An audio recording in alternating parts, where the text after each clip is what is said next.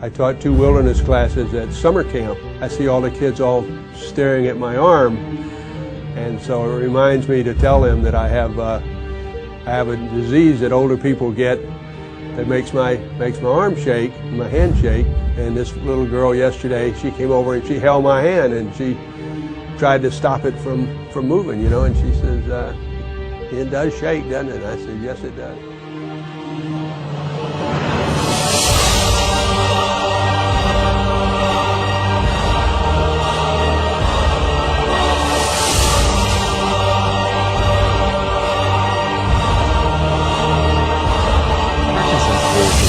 Major neurodegenerative diseases of aging, Alzheimer's being the other, probably affects over 1 million people just in the United States alone. The classic symptoms most people will recognize: a shaking hand, slowness of gait, rigidity of the muscles, a stooped posture. It is a progressive disease and it's incurable. We do have very good medications that can help on a day-to-day basis. The big problem in Parkinson's disease is that sooner or later we get side effects of therapy, and those can be worse than the disease itself. So ultimately, these therapies don't really help patients anymore. Hundreds of thousands of cells that are left over from in vitro fertilization are being thrown away, are being wasted. They're not going to become life. They're not going to become life. They're being thrown away. So in that sense, people say protecting the unborn, but they're going to be destroyed anyway. So let's use those cells to protect the unborn that are going to be born with diabetes, that are going to be born with genetic predisposition to Alzheimer's or Parkinson's, or are going to be injured as children and have spinal cord injury. I mean, that's the pro-life business. There's a big emphasis on our disease in addition to medications for exercise, dance, yoga. Anything that helps with movement and keeps patients moving seems to be a benefit in this disease. And we believe it's as important as the medications. There's a desperate need to find some way to intervene to stop the progression of the disease or reverse the progression of the disease. That's the major focus in the Parkinson's field right now. We can't get to the area of the brain in Parkinson's that's affected. It's deep in the brain. It's called the substantia nigra because it's not accessible. We would damage the patient irreparably. So we don't have a way to actually get real Parkinson's disease cells from humans.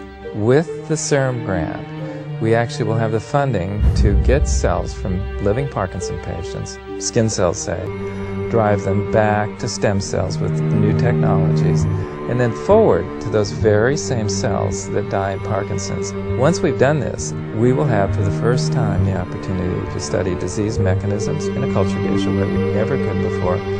But I think even more importantly, to test for new drugs to treat the Parkinson's disease patients, and that could be revolutionary. One of the most important things, in my opinion, in terms of both medical research and patient care, is that they somehow communicate with each other.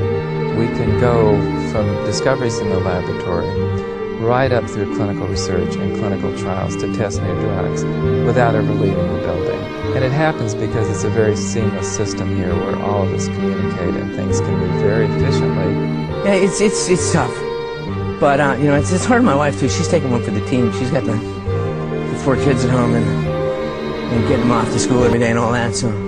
I first noticed my Parkinson's because of the tremor, and I read about the Parkinson's Institute and called and made an appointment. On the appointment slip it says, why are you coming here? And I put on there, I want to know what I've got. And I saw Dr. Wong, and he diagnosed a definite Parkinson's. So adult stem cells are used right now to treat many cancers. Leukemia is very successful.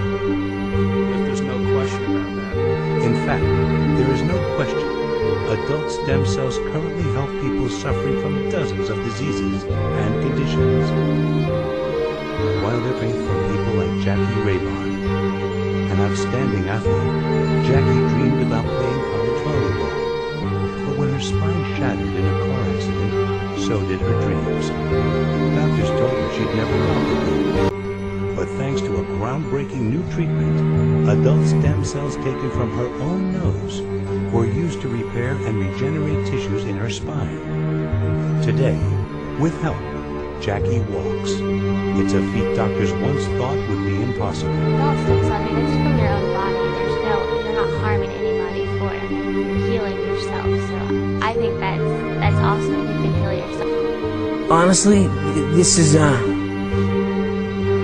mean, I really feel this, that you get in your life very few chances to make a difference. And I'm really, if this is the circumstances that make that possible, like I said, I'm grateful for it.